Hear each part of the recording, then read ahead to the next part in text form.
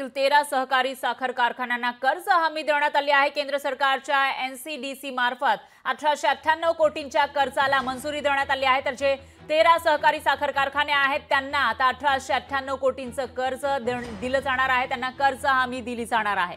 अमित शहांच्या उपस्थितीमध्ये झालेल्या बैठकीमध्ये कर्ज प्रस्तावाला मंजुरी देण्यात आली आहे। तर लोकसभेआधी राज्य मंत्रिमंडळाच्या उपसमितीने हे प्रस्ताव पाठवले होते। लाभार्थींमध्ये बहुतांश कारखाने हे महायुतीमधील नेत्यांशी संबंधित आहेत। तर केंद्र सरकारकडून काही कारखान्यांना 13 साखर कारखान्यांना कर्ज हमी दिली जाते, मात्र त्यापैकी बहुतांश कारखाने हे महायुतीमधील नेत्यांशी संबंधित असल्याची माहिती समोर येते आहे। तर कुठल्या कारखान्याला किती कर्ज हमी मिळालेली आहे ते आपण बघूयात ग्राफिक्सच्या माध्यमातून। केंद्र सरकारकडून ही कर्ज हमी कोट्यावधींची दिली जाते। राजवट सहकारी साखर कारखाना या कारखान्याला 80 कोटी, विठ्ठल साई साखर कारखान्याला 100 कोटी, तात्यासाहेब कोरे वारणा नगर कारखान्याला 350 कोटी, कोपरगाव सहकारी साखर कारखान्याला 125 कोटींची कर्ज हमी दिली जाते। यांना एवढं कर्ज दिलं जाणार आहे आणि हे कारखाने महायुतीमधील जे सत्ताधारी नेते आहेत, सत्ताधारी युती आहे, त्यांच्यामधील नेत्यांशी संबंधित असल्याची माहिती समोर येते आणि तब्बल 1800 पेक्षा जास्त कोटींचं कर्ज या कारखान्यांना दिलं जाणार आहे।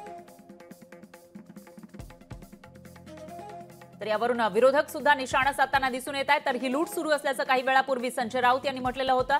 केंद्र सरकारकडून जे नेते आपल्या सोबत आलेले आहेत त्यांना हे कर्ज दिलं जात आहे, त्यांच्या कारखान्यांना कर्ज दिलं जात आहे असा आरोप त्यांनी केला होता। वृद्धेश्वर साखर कारखाना पाथर्डी या कारखान्याला 99 कोटी, संत दामाजी सहकारी साखर कारखाना मंगळवेढा या कारखान्याला 100 कोटी, शिवाजीराव नागवडे कारखाना श्रीगोंदा या कारखान्याला 110 कोटी, तर अंबाजोगाई सहकारी साखर कारखान्याला 80 कोटींचं कर्ज दिलं जाणार आहे। अगस्ती सहकारी साखर कारखान्याला 100 कोटी, ज्ञानेश्वर साखर कारखाना नेवासा या कारखान्याला 150 कोटी, किसनवीर सहकारी साखर कारखान्याला 500 कोटी रुपये, सुंदरराव सोळंके सहकारी साखर कारखान्याला 104 कोटी रुपयांचं कर्ज दिलं जाणार आहे। आणि हे कोट्यावधींचं कर्ज या साखर कारखान्याला दिलं जाणार असल्यानं आता दुसरीकडे टीका सुद्धा होऊ लागली आहे। तर केंद्र सरकारकडून या योजनेला मंजुरी देण्यात आली आहे। लोकशाही मराठी ऐका, पहा, जागरूक रहा।